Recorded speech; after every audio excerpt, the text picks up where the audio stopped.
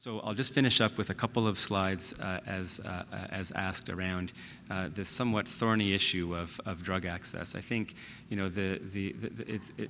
previous meetings there has been a lot of discussion and to be honest, quite reasonable anger and worry around this process of getting access to medications in a timely way and about perhaps even differential access to medications based upon provincial funding criteria. So in Canada, healthcare is ultimately delivered by the provinces and provincial budgets, and they have, they have their own criteria for which they have gone ahead and approved certain medications and regimens, and that hasn't necessarily been transparent or consistent across the country.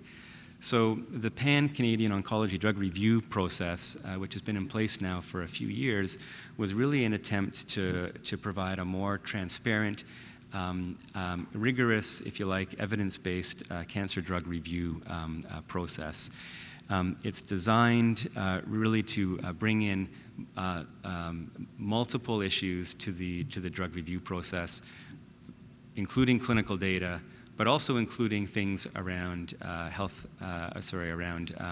economic evaluation, and I think very importantly, patient perspectives. And so patient advocacy is included in this process, and I know that Deborah probably has sent out a number of surveys to members of the CLL-PEG seeking input for various submissions that have gone through the PCODER process.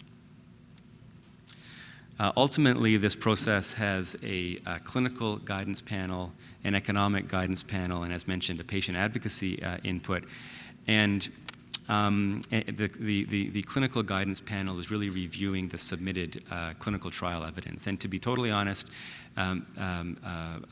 positive funding decisions have been largely influenced by large landmark randomized controlled trials. So you can't overstate the importance of ongoing, well-designed clinical research to be able to move the process forward in a publicly funded system.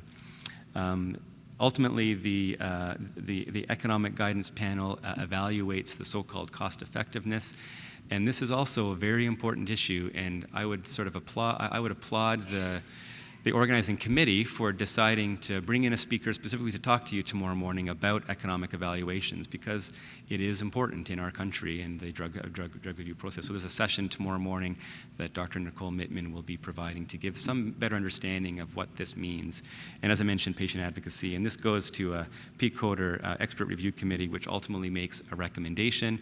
There's some further feedback that's given, a final recommendation is made, and the idea then is that that is if you like, a consensus expert opinion that should be, that can then be brought to the individual provinces and territories for submission for funding. Now, there's still going to be the potential that there may be differences there, but I think at least the way in which the evidence is handled and the rigor with which this is done provides a little bit more clarity and transparency. This is kind of their deliberative framework, as I mentioned, and so maybe for the sake of time, we won't go through that. Okay, so last slide, I think. That's good. We'll skip through these. I was going to just highlight a couple of clinical trials that we have at our center as a bit of a plug for ongoing support of clinical research, which I know this group is very supportive of. So in summary, so CLL is really a clinically and biologically heterogeneous disease, but our current understanding of disease biology and patient factors, disease and patient factors, has resulted in major advancements in drug development and improved patient outcomes. The standard for early-stage asymptomatic disease remains clinical surveillance. Chemotherapy at this point is not recommended. Whether or not that changes in the years to come will be dictated by the results of appropriately designed clinical trials.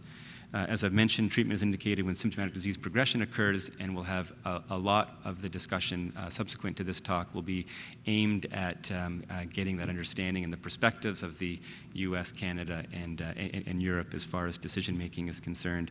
And as I've mentioned, the drug approval and funding process in Canada really is going to be dictated by well-designed clinical trials, largely randomized controlled trials, I think, economic considerations, which are a reality in a publicly funded system, and I think very importantly for this group, patient advocacy remains very, very important.